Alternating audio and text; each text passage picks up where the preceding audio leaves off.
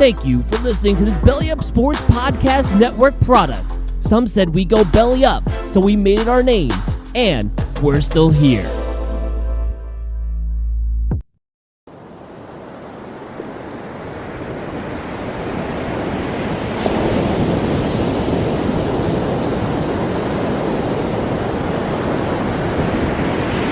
It's time to BS.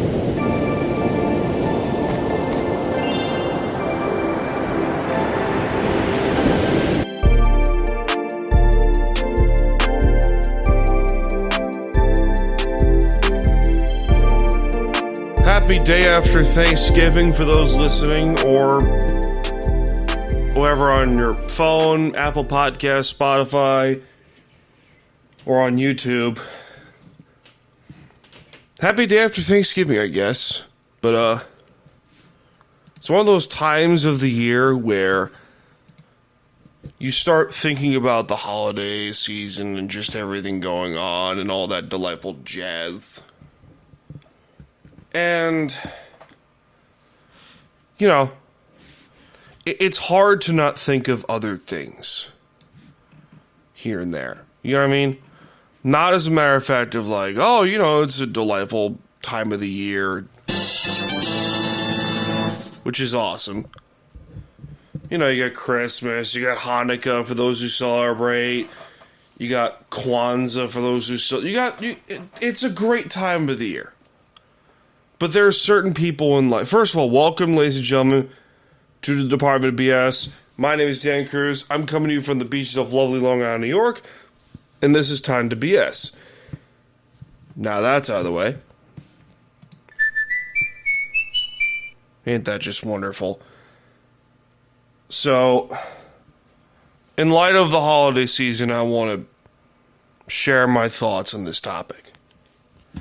The recent, I guess you call it recent, mental health epidemic. It's a deeply personal thing for me, because so I want to talk about it.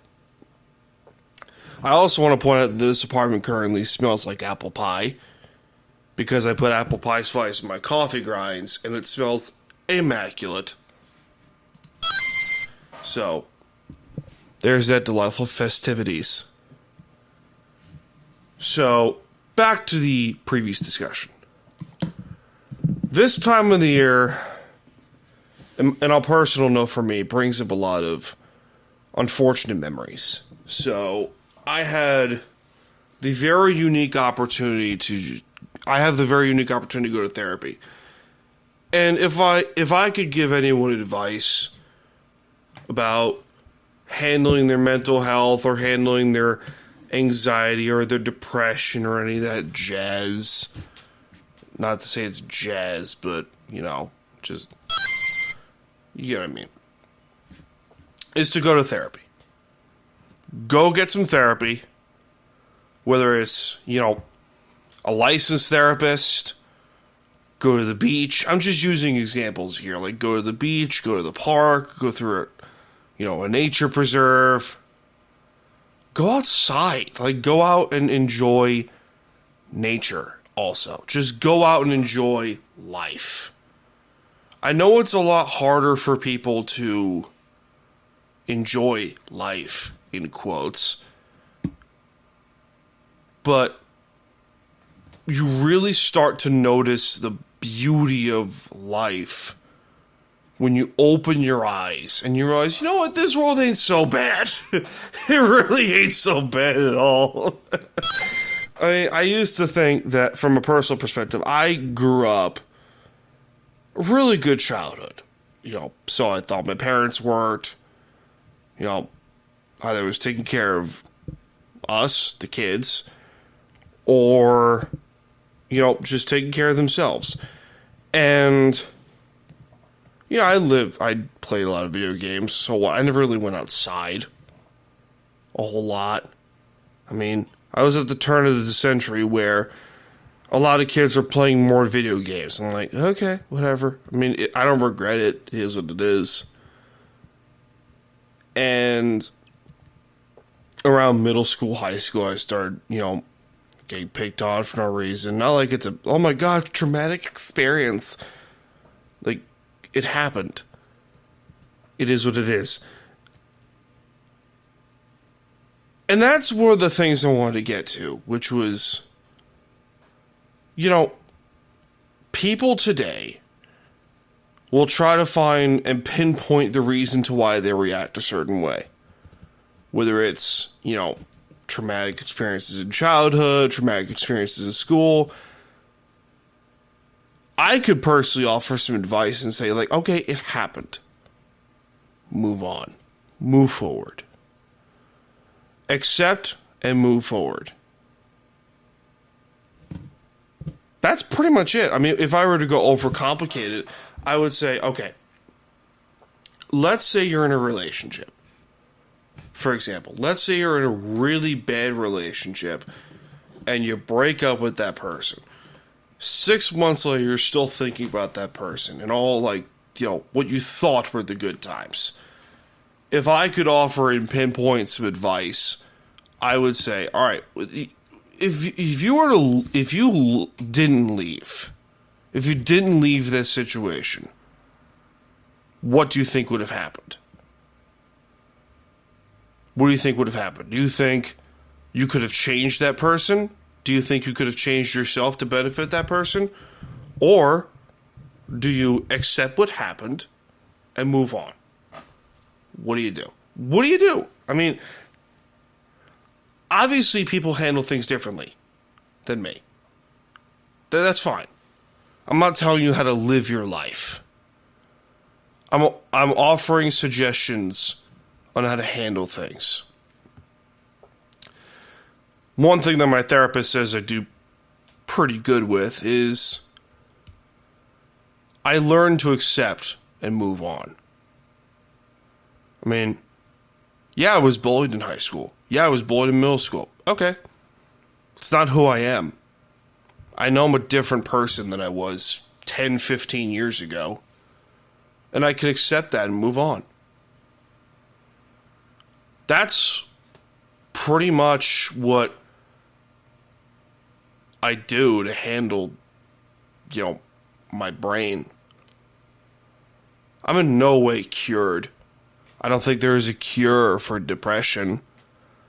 I think depression's an emotion. It's also a chemical imbalance in the brain that can also be corrected through means of medical therapy, licensed therapy, or even just nature, or the world, or embrace the parts of the world that are awesome. Yeah, there's some parts of the world that stink, but there are also parts of the world that are awesome. Like, I could take podcasting, for example. I love doing this. I love doing podcasting. And segue into this next topic. I could sit here as a grown-ass adult and say, podcasting is my hobby. I wish I could get paid for it, but it's at the same point, I had this rule that if podcasting becomes a job, I'm doing it wrong. I don't want it to be a job. I want it to be something that I can take pride in and make it into a great hobby or something I love to do. Like BS Sessions. Perfect example of this whole delightful jazz that I could sit here and do BS Sessions and go have one-on-one conversations with different people. Whether it's about sports, life, mental health, social issues, doesn't matter. I mean, it does matter because, I have rules here on this program. Believe it or not, I actually do have rules in this program. I'm not a big political person. I don't care about politics. I don't like to talk about it. Because at the end of the day, it doesn't bring me joy. It brings me agony and annoyance. So why do I talk about it? I don't. Why don't I talk? I refuse. I refuse to talk about it. It's not my cup of tea. I don't care. The last BS Sessions episode I did, we talked about, me and my guest, we talked about, their childhood and the wrestling business. And it was awesome. It was a great conversation to have. And I love getting people's point of views on their viewpoint of life. And I love seeing that. I love seeing that from different people. I love seeing it from different views of the world from different people. And it brings me so much joy. I run 4 shows on one page, but it doesn't mean I don't enjoy doing what I love doing. Yeah, it can sometimes be a hassle to record 4 different podcasts. What is it? Time to BS, Idle to BS, Seahawks Sessions, BS Sessions, and the Postgame show. So technically 5. Okay, whatever. Math. The BS Express is in full force. Yep. Let's roll. Let's roll.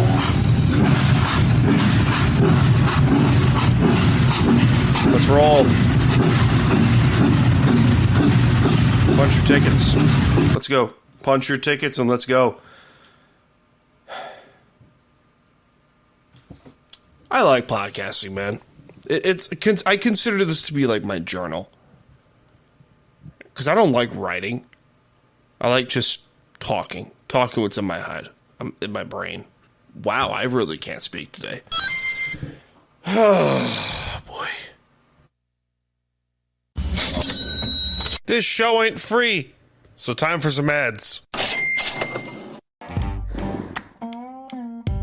Righteous Felon Craft Jerky is the official jerky of Belly Up Sports. For over a decade, Righteous Felon Craft Jerky has led the American meat snack revolution by concocting delicious, adventurous, U.S.-sourced jerky recipes for uncompromising carnivores across the country.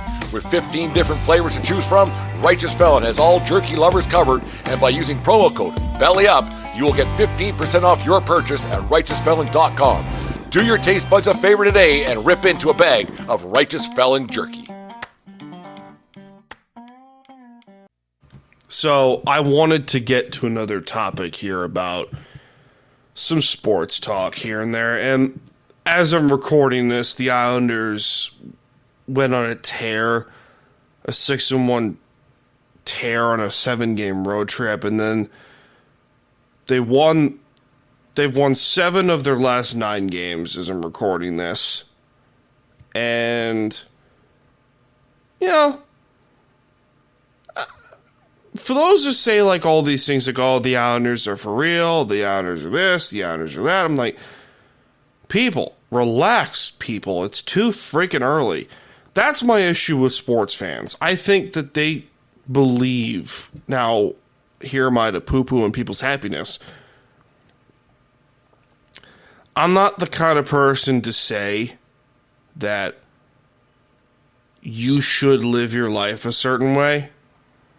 Because at the end of the day, who cares? Who cares?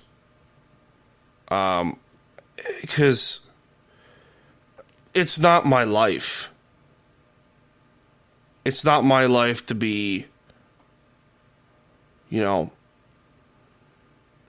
kind of person that just says, like, how you should live your life. Because that's not who I am. I do want to talk about one other thing, before I close up shop. The Pittsburgh Steelers. Oh, boy. Just, ugh. So, anyone that has known this program for as long as they have knows my personal viewpoints on Mike Tomlin.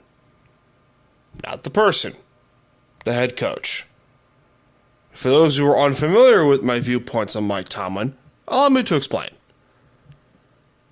Do you remember Pete Carroll with the Seahawks? That age-old, ravenous discussion with the Seahawks, and how I stated on this very program that the Seahawks will not do anything until Pete Carroll is gone. 7 years later, got my wish, got a new head coach. The rest is history. Mike Tomlin, at that point, It's been 10 years. The Steelers have not won a playoff game in almost 10 years. Since 2016, they have won 2 playoff games. Okay? Now, I will also point this out and say they have not won a playoff game since 2016. The Steelers have not been to a Super Bowl in 15 years. They have not won a Super Bowl since 2008. And people will still laugh and cry and complain that Mike Tomlin's a great coach. Okay. Do you want to play a game and say how bad the Steelers' defense is? Take a guess. Take a guess. Okay? You got a guess? Okay, here we go. They're 19th in points allowed and 28th in total yards. 15th in rushing yards, and I believe... give me a second here. Oh, the Seahawks are 7th in total defense. That's exciting. I'd love to see. Where are the Steelers? The Steelers are 31st. And the Steelers' rush defense is 15th. Wow, they're bad. So my point here with this discussion is the Pittsburgh Steelers have the most expensive defense by proxy in the NFL. They do. They have the most expensive defense in football. And yet, why is it that a defense that is so highly paid can't seem to stop anyone? Why? Why? Because them, that's why. No, that's not why.